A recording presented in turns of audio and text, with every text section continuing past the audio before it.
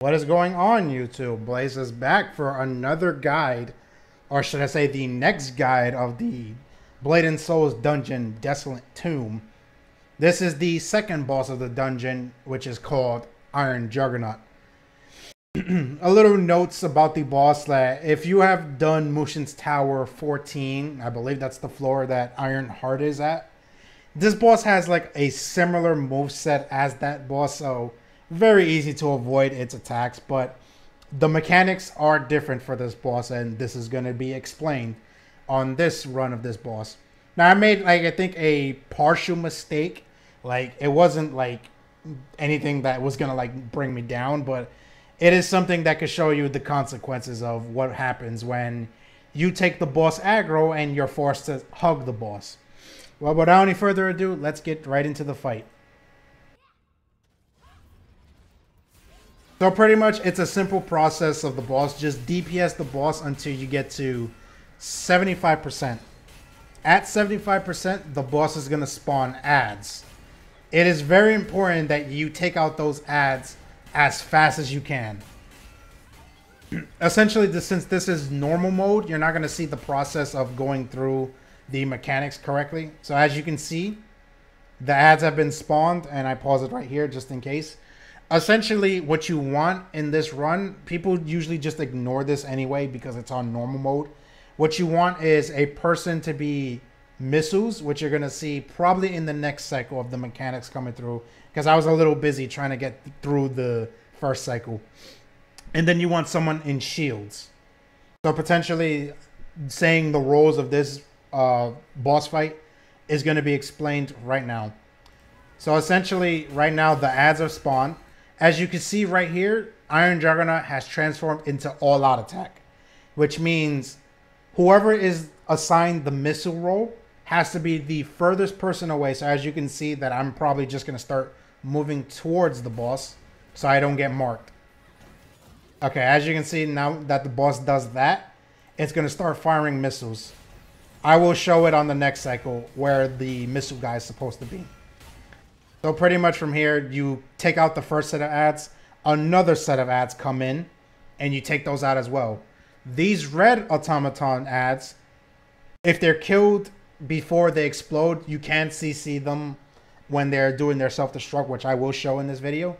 They will spawn a shield, and that is the shield process.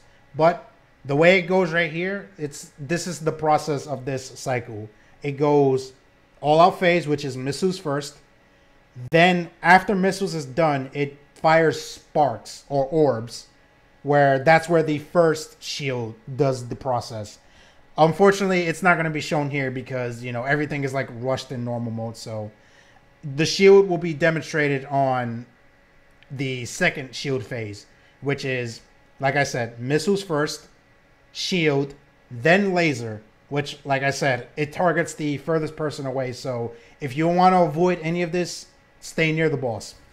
So like I said, the adds have spawned. I CC'd a little too much, but you're going to see me take out the adds.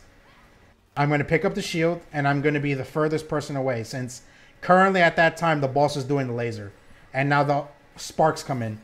This is similar to the mechanic that you use on the second boss in Solgon's Lament with the Electric Dragon. You pretty much just absorb the sparks or the orbs up to 3 charges, move closer as you're doing it, and then just throw the shield at them for massive damage. And then from here, it was a little bit moved a little too fast. But from here, since we didn't do both of the shield phases, the boss goes into doing its AoE attacks, which it does 3 of them.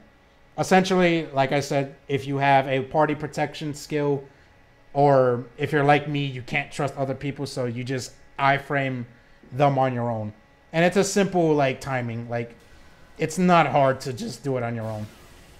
Essentially, this is like a class-specific thing, since I have the skill of the spin that increases my defense during the spin. I just do it on the third one, since I just take reduced damage.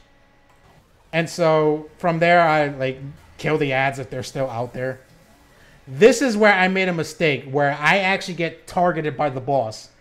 Essentially, if this happens, if you move too far from the boss pulls you back in.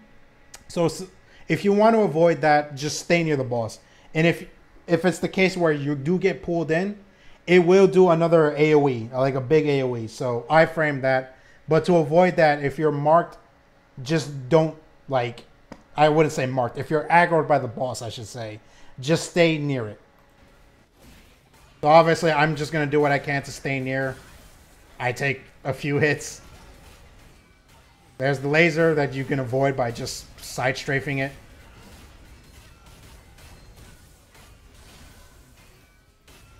And you want to do this until 30%. And that is the AoE you can actually CC him off of, so it won't do it.